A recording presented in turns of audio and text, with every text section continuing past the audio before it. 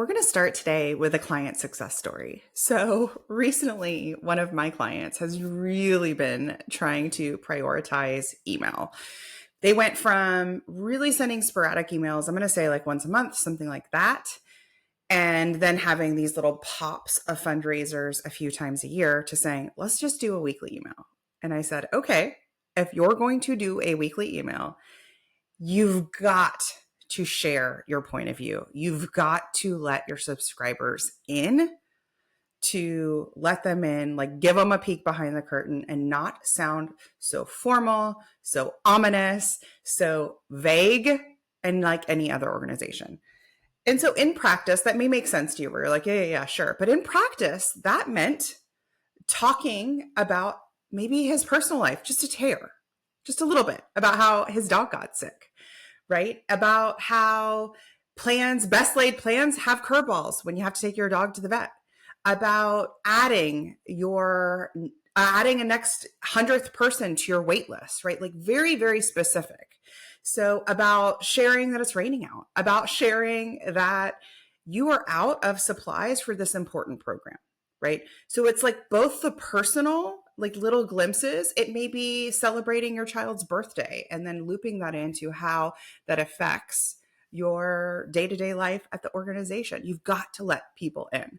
So we work together in this process, and the results have been amazing. So let's talk about what has happened. Number one, it's gotten the organization into a regular cadence.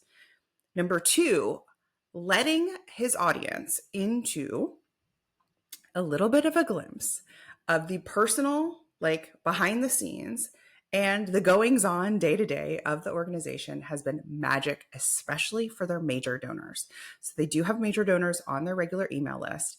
And he's had major donors reply and be like, have a beautiful weekend. Take the weekend off. I hope you get a restful weekend, because he's sharing some of the day-to-day stresses, some of the curveballs during the week.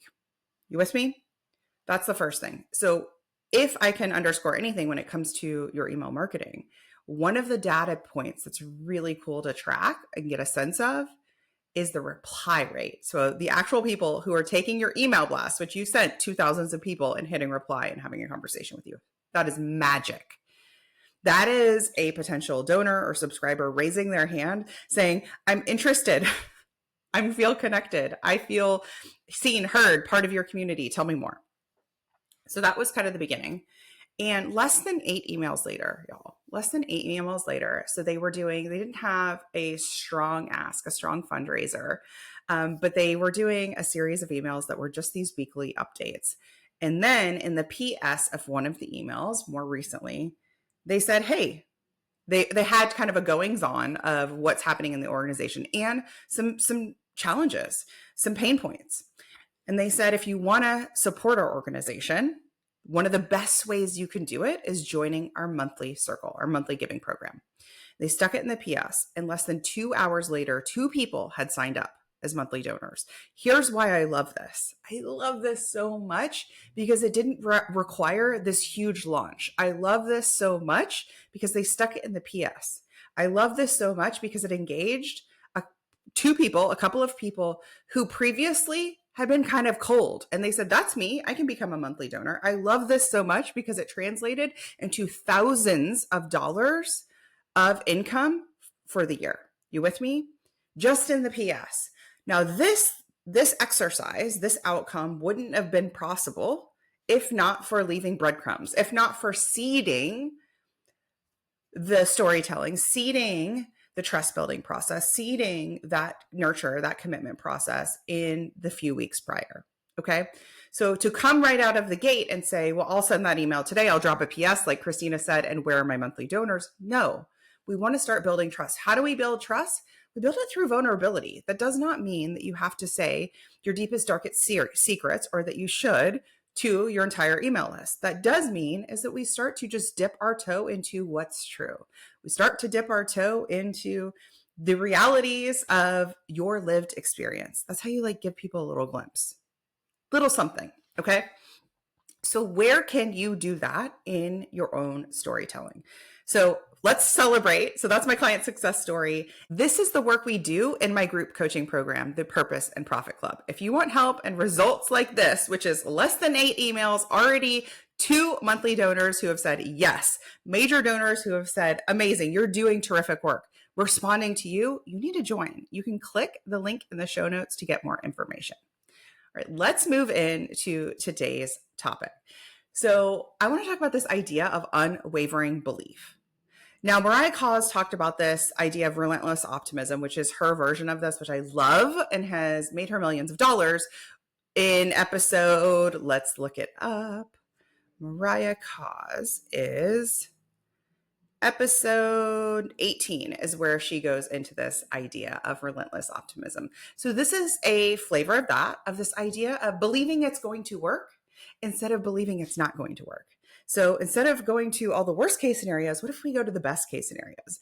And you may be like, yeah, sure, great. But here's why this matters. Okay, here's why this matters. So recently, a neighbor's dog got loose, like off leash, and they're searching high and low for this dog. As of recording this, they have not found their puppy yet. But they've been posting in all the Facebook groups, they've been canvassing, they've got the signs up on the telephone poles, all the things. Okay. Now, seeing my neighbors go through this process of trying to find their lost dog reminded me of my other neighbors who a few years back, their cat escaped. So they wanted one of those escape artist cats that was an indoor only cat, and it escaped. Okay. And they really went hard. They canvassed the neighborhood, they put up signs, they did next door and all the Facebook groups to find their cat. Now, it was winter, and that added a little bit more challenge to it, right? Because it was like really cold out and they were really worried about their cat.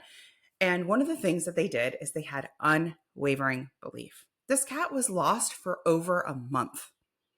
They didn't stop. They knocked on doors. They became members of further away Facebook groups. They were going wider into the area, just trying to find their cat. Okay. Now, we did everything we could. They were checking crawl spaces, porches, everything. And at some point around the month mark, I remember losing my belief. Like, oh no, I don't know if they're going to find this cat, right? A month is a long time. They were relentless. They were committed.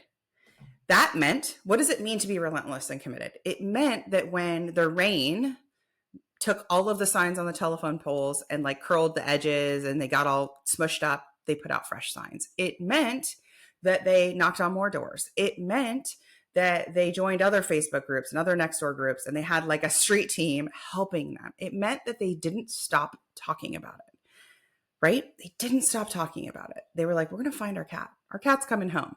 I don't know how. I don't know where this stinker cat is, but we're finding him. So how you show up, the actions you take are informed by your belief, right? And whether or not you believe it's happening, we're going to figure this out. We're going to find him, right? Versus, I've done everything I can, Christina. I've put up all the signs. Here's the objection I would hear. I already posted in that group. Okay, well, you posted last week, post today. One of the things I noticed these other neighbors doing with their lost dog is they're posting daily. They are like daily update. Last sighting seen on this day, this time, in this neighborhood, on this street. Smart. So you really want to watch how you show up and where your belief is in whatever it is you're seeking. So let's talk about an actual goal. Maybe you have a growth goal, a fundraising goal, a campaign goal, any sort of goal, a donor goal, a new acquisition, anything, right? Usually right out of the gate, you're very high on that optimism. It's going to go well. I've got my board behind me. I've got my staff. It's going to go well, right? And then you may start to feel sluggish. You may start to feel like it's petering out. So number one, that's normal. Number two, that's when you want to channel that unwavering belief. Now, you can have unwavering belief and still have those mornings or those days where it just feels a little off, and that's okay. The point is, and we go, and we get back up again. So with the cat example, let's think about this. There may be days where they were like, I don't know where this cat is. We have looked and told everyone and asked everybody, and it feels really impossible. And I'm going to go to bed, and the next morning we go again. Who do I need to call? Where did I not canvass? Who would know? What other actions can I take to move me towards this goal instead of keep me stagnant? You with me? So what happened here? Somewhere around the month, maybe longer mark, I remember I got a text one day. We found him. And I was like shocked. I was shocked. I was like that mix of just like, oh my gosh, I'm so excited they found him, and shocked, totally shocked, and relieved and excited and happy that they never gave up and that they just kept going. The cat was dirty and a little hungry, but totally fine. They found him. So one of the pieces here that I think is important to clarify is it doesn't mean that that every cat will be found, every lost dog will be found just because you have unwavering belief. But instead, it means that you give it your best shot, like you give it the fighting chance, like the best version. Now, I do think that there's this feeling of embarrassment that can get in the way of unwavering belief. And I'll show you what I mean. So if you've ever knocked on a door and you're like, hey, this is our cat, which I've, been on the receiving end, here's a flyer, right? If you do that on day 1 of the cat being missing. And then you do it again on day 7 and day 9. There may be a fear of being embarrassed, right? I don't want this person to be like, God, this lady is still looking for their cat, right? That would keep you from doing it, keep you from taking the action. And instead, channeling that unwavering belief, we're going to find him. We're going to find him. Yesterday, I could hear the neighbor who lost their dog from very far away, like faint in the distance. I could hear them calling their dog's name, Peanut, Peanut. What does it take? It takes a willingness to feel embarrassed, to walk up and down the street that you've already walked on before and yell, Peanut, Peanut, right? You have to be willing to just, okay, I'm going to feel a little embarrassed, or whatever that maybe negative emotion might be. Maybe it's rejection. Maybe it's some other negative emotion that may come up in the process, and that's okay, towards your goal, right? So let's go back to the email example in the beginning, my client success story. It's going so well. And for the 2 donors that showed up and said, we want to be monthly donors, in less than 2 hours of that email getting sent, there may be one person on that email list that's like, not for me, right? That's okay. You want to think about and reach out to and write to and market to your best customer, your most ideal aligned client, and think about what's for them, right? How they can have that reciprocal exchange of value, how they can be a part of your organization. You want to write to them and create content for them and reach out to them and tell stories for them, not for the curmudgeon who's like, kind of email a lot, or I'm not a cat person, right? You want to talk to cat people, right? So if you knock on someone's door and you're like, our cat's missing, and they're like, I hate cats, I'm allergic to cats. Amazing. Roll that off, and we go, and we pick up and we move on from that point. So here's some questions to ask yourself. What would change if you channeled more momentum and optimism around you hitting your goals? Think about it. What would change? Who would you ask? Who would you ask if you had unwavering belief? We hit our goal this year. We grow by 50%. We acquire 100 new donors in our monthly giving program. We get 1,000 new email subscribers. If you had an unwavering belief that those things happened, what would change? What would you do next? It's probably different than what you're doing now. Think about that. What would you say? What wouldn't you say? What would you let roll off? Whether it's an objection, an assumption, an unhelpful comment or criticism you could be on the receiving end of, right? Think about that. Maybe it's a feeling like rejection or embarrassment or something like that, okay? Somebody who wants to find their cat or dog is just like, I'm finding this cat. I don't care how crazy I look in the process. I'm finding it, right? And then the one that really does, like this one, like our neighbors, they keep going. Even when other people, including myself, their belief starts to get a little wobbly. They're like, no, we're going to keep going. And that's really an important piece of this whole process is not everyone around you, not every single staffer, volunteer board member may have the level of certainty or belief that you do. You need to hold that for them, right? We're going to hit our goal. This is happening. You need to help pull them forward if they feel a little wobbly. And if they are too wobbly, then like make peace with that and move on. Don't try and convince them. You know what I mean? Like if you have a board member who is a little bit of a curmudgeon, or you have a staffer who's like, I don't know if that's going to work. I don't know why you're doing that. Okay. And I'm not going to involve them in those conversations as I hit my goal, because those may be a little bit more of an energy suck. And if you want another example of who does this well, or industries that do this well, or people that do this well, founders of startups do this so well. They are so used to being in rooms, sending cold emails, being on the receiving end of no's from pitches, right? They're so used to hearing no's and rejection and feeling embarrassed and just having people tell them, it's not going to work. And it doesn't keep them from continuing to hit their goals. They use that information, the useful part of that information, to inform a better pitch, improving the deck, improving the social proof, improving anything about the process, and they go. It's sort of like they're holding that this app idea or this product idea is magic. They know it is. And it's going to be a winding road to get there. It's going to be a peak and valley to get there versus a straight line. Okay. So unwavering belief doesn't mean that it's a straight line. It doesn't mean that it's a yes, yes, yes, yes, yes.